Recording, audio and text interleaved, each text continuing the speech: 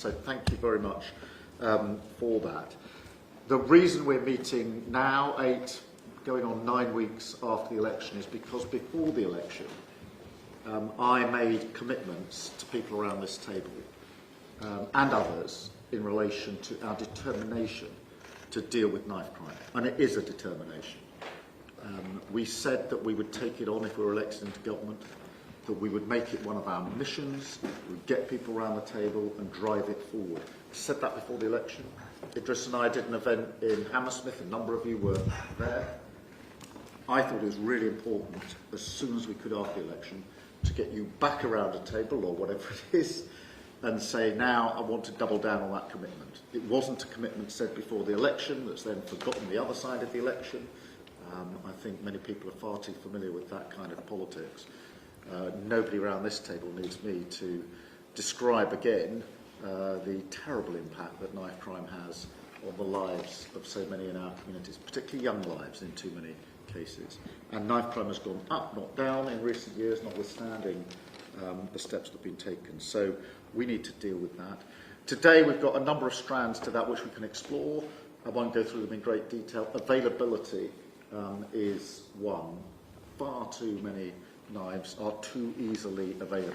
There's a really important bit in the middle which is about young futures and trying, if we can, to reach into the lives of young people who may be going off the tracks and try to bring them back before they do so, which obviously has a huge benefit for them because they don't go into a life of crime, but also for their potential victims it is literally a lifesaver. So we must do that work.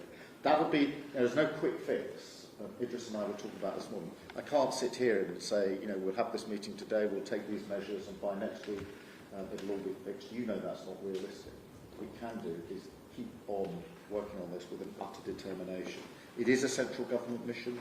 Today what we're effectively doing is launching this coalition to tackle knife crime. This is really important because I think if it's that important, we can't just say it's a matter for government. It's not a matter for government, it's a matter for all of us.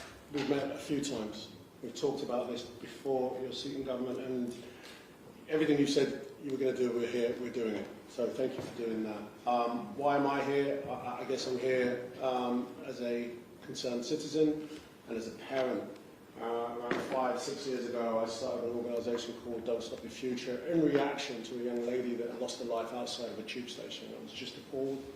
And I use Instagram, I use social media, and the effect of that was incredible, that people wanted to hear a voice like myself that had a soapbox to use and speak up and say something. 5 years later, 6 years later though, unfortunately we're still talking.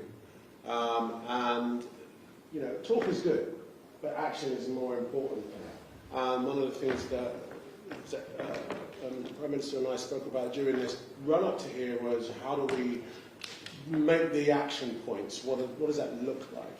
And it felt that we needed the coalition, we needed joined up thinking, we needed so many different perspectives, parents' perspectives, youth workers' perspectives, charity organisations, governance, policing. We need all of these perspectives to sit around the table and think about this. We aren't going to end knife crime. Later that day, he pierced that deadly weapon 17 centimeters straight through my son's heart. And Rona didn't stand a chance. He tried to run for the house, which was only 2 doors away. He didn't reach his house and he dropped there on the road and instantly died. Since that day, our lives have never been the same, and they never will be. I'm thankful to Sir Keir Starmer. I am genuinely thankful from this heart for taking the time to meet with me twice before he became Prime Minister, to hear about my son's story, and I am grateful to the Labour government for committing to expand the ban on bladed articles to include the weapon that was used to take my son's life, and crack down on the online sale of these threatening bladed articles.